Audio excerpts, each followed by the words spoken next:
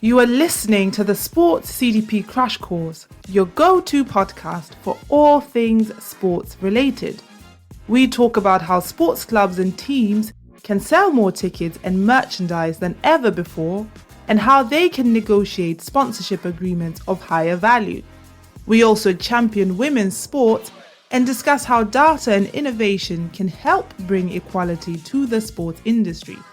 We have interviewed industry leaders who have worked with the likes of the NFL, FC Barcelona, Women in Football UK, FIBA, the Davis Cup, just to name a few. So don't miss out. Listen to today's episode. So, hi everyone. How you doing? Good? Still got some energy? Fantastic. So let's see. So really good to be here, seeing all of you here. I hope that we have some really good stuff to talk about today. And let's get to it. So just quickly, I'm Stefan. I'm the CEO and the founder of Data Talks. We are a software company, software as a service company. And with me on stage, I have the fabulous... I'm Steph, not sure about the fabulous. I'm Steph McLaughlin. I'm from Lewis FC, and we are the world's first gender equal football club.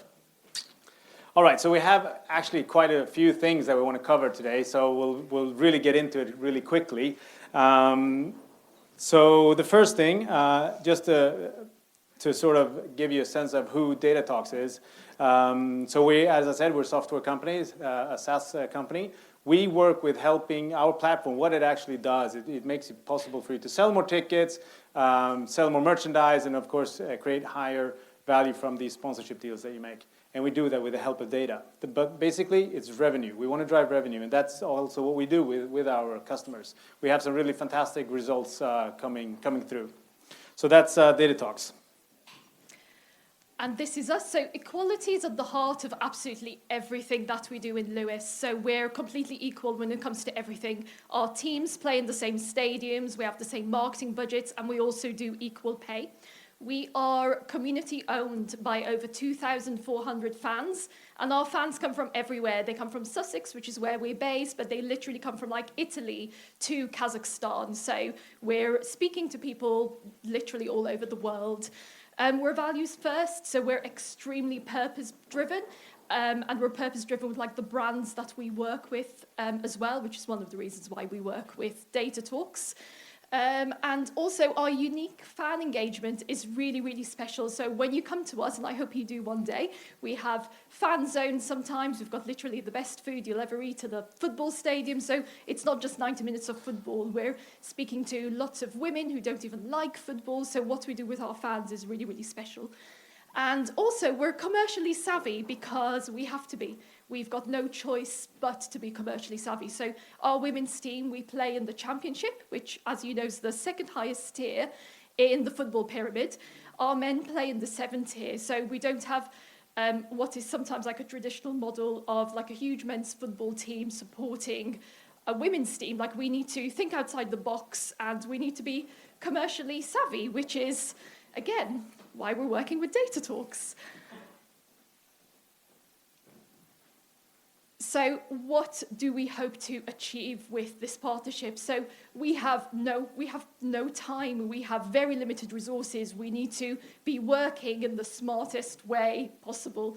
So we need to be as organized and as streamlined as possible. And within 3 months of working with Data Talks, we have managed to organize literally all of our... It was a bit like organized chaos. We had like information everywhere, and now all of that information is within like one core system, which is really, really, really useful for us when we need things to be as streamlined as possible.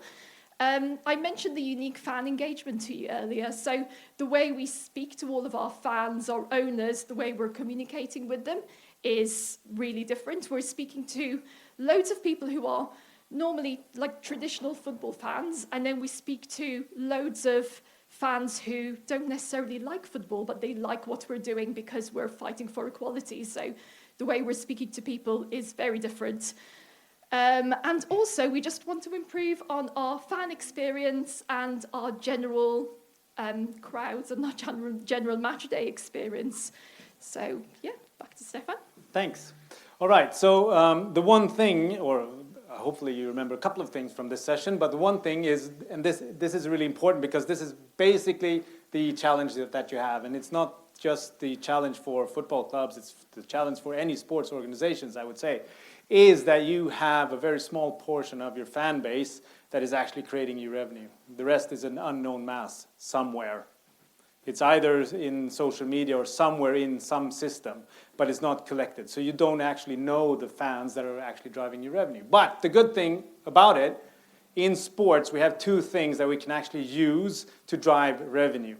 And that is the fan engagement and the loyalty, right? So those are two very powerful drivers. But let's agree on one thing, and that is loyalty does not equal revenue. Just because you have the loyalty does not mean that you will have the revenue. To me, if you look at it from a business side, sports is a product. And to me, I don't know of any product in the world that doesn't need selling. So to be able to do that, you have to sell your product. And to be able to do that, you have to know the people you're selling it to. But you have these fantastic drivers. So let's make sure that we actually use it. But this is the main problem. So one of the things that you have to fix first is actually getting to know your fans, making sure you're converting them from that unknown mass and into someone you actually know. But that's not enough. There are a couple of more things that you need to do. And we've actually said there are basically 4 fundamental things that you have to be doing and that you need support in achieving. And that is the first one, is to be able to grow your supporter base continuously. It's not a one-time thing. It's something that you do continuously, all the time. And it's a strategic activity, so you need to put some effort into it. One of the things you can actually do, which is fantastically efficient, is gamification. So using that to grow your supporter base continuously, but making sure you're getting all the supporters into one place and making sure that you have the contact information to them, because that's how you start knowing it. But that's not enough. So then you quickly go into the second fundamental. And this second fundamental is the one where not only businesses in the sports industry, but in any industry fail. It's the second one. Merging the data. That's basically where everyone fails. If you fail on the second one, you won't be able to get to where you want to, actually driving loyalty into revenue.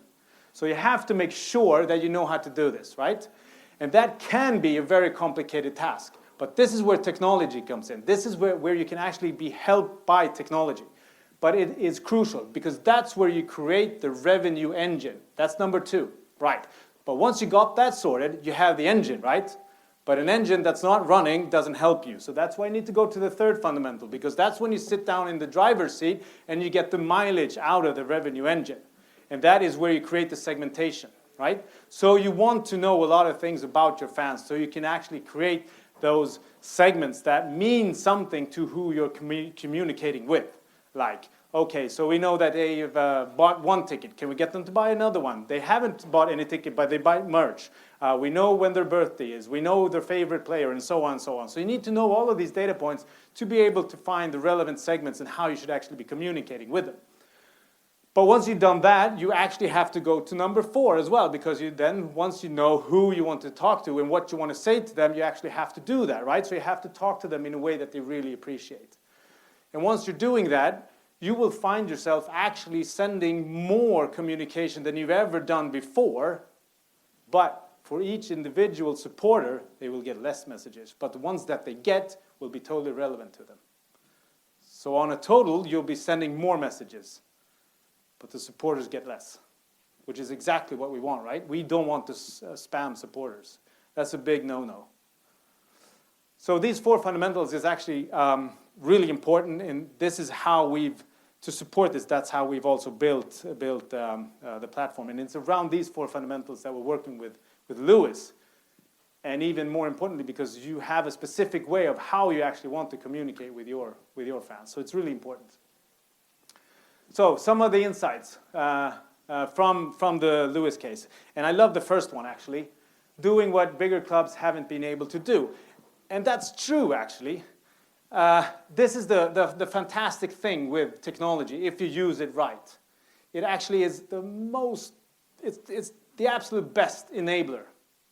Or it can totally mess things up. But if you use technology in the right way, with a very, very small budget, you can achieve what other clubs or sports organizations with much higher budgets haven't been able to do.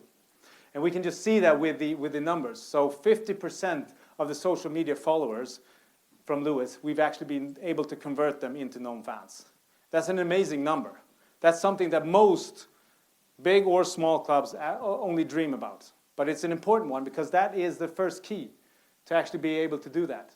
And once that's done, we can go on and we see that we've identified some missed commercial opportunities. And then we also know how do we get hold of those? How do we actually make those commercial opportunities come alive? But we also want to know another thing, and that is to know the supporter lifetime value. So why is that important? Well, it's important because it tells us who are the high spenders, who are the low spenders, and it also tells us something else. It tells us what kind of supporters do we actually want to attract. Because that is also important when you're talking to sponsors, right? Because the kind of supporters you have, if you know them, then you know what kind of sponsors you should be targeting. So it's really important to know the supporters, not just because like internal, but also when you go out and you try to find the sponsors and really get the maximum from those deals, you have to know who your supporter is so you can actually tell your sponsor that, yes, we have your target group here, so you should be paying us a lot to activate those. Anyway, there's a lot of good stuff coming out of and this is just the beginning. There's so much left for us to do. So, and that's how it is. This is not. It's not a one-off. It's continuous development. Like there's so many use cases that you can put to play once you have the data sorted. So this is just the beginning.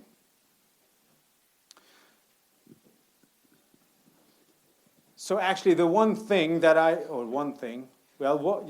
the more important things I think that you should take with you is that loyalty does not equal revenue, right? And yes, you need to be communicating with your fans in a way that you can actually start creating that revenue. But what is it that we're actually trying to do? It's about the emotions, right? Because you have the engagement, which means that you also have the emotional connection to your supporter. No matter what sport, you have the emotional connection to the supporter, which means that you actually have that advantage against other industries where you can actually connect to them emotionally. But you also have to have then messages and you have to have offerings that sort of spark that emotion. Because that's how you actually trigger someone to buy something or do something that you want them to do. It's triggering that emotion. And we're not talking about these big, large emotions. It's nudging them. Just nudging them. So if they bought one ticket, can we nudge them to buy another one? If they bought the merch, can we nudge them to actually go to a game? Or whatever it is. But it's continuous work. You need to be doing that all the time. So nudging them, it's just these small things that you need to do. And if you want to do that, you have to be relevant about it. If your goal is to get more supporters, superior sales, and real revenue, then visit our website at datatalks.sc and fill out our demo form to experience firsthand how we can help you. Data Talks, more supporters, superior sales, real revenue.